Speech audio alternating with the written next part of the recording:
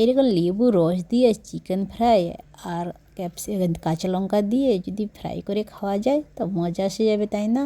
তো চলেন 1 কেজি আমি চিকেন নিলাম।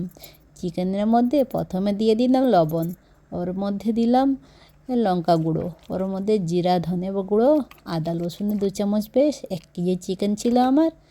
দিয়ে ওর মধ্যে কর্নফ্লাওয়ার দিব, লেবুর রস দিলাম, দিয়ে একটু গরম মশলা দিলাম, দিয়ে ভালো করে ম্যারিনেট করে রেখে দিলাম। তারপরে এইদিকে কড়া বসিয়ে তেলটা গরম হয়ে গেছে, সবগুলো একটা একটা করে চামচে তুলে তুলে দিয়ে দিব, দিয়ে ভালো করে ফ্রাই করে নিব। ওর সঙ্গে সরু ক্যাপসিকাম, সেটাও ক্যাপসিকাম বড় থাকে ছোট, সেটা ফ্রাই করব। ওর সঙ্গে কারি পাতা দিয়েছি, আর দিয়েছি রসুন দিয়েছি।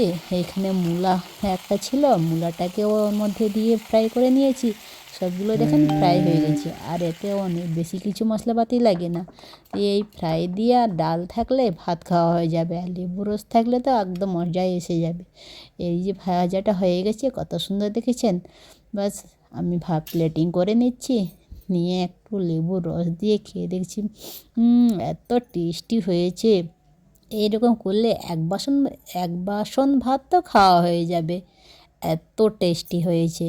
তো নিশ্চয়ই একবার ট্রাই করবেন, সঙ্গে ডাল টমেটো থাকলে আর বলা যাবে না। ব্যাস, আমার ভিডিওটা কেমন হয়েছে কমেন্ট করে জানাবেন, ভালো লাগলে লাইক কমেন্ট শেয়ার করে দিবেন। আল্লাহ হাফেজ।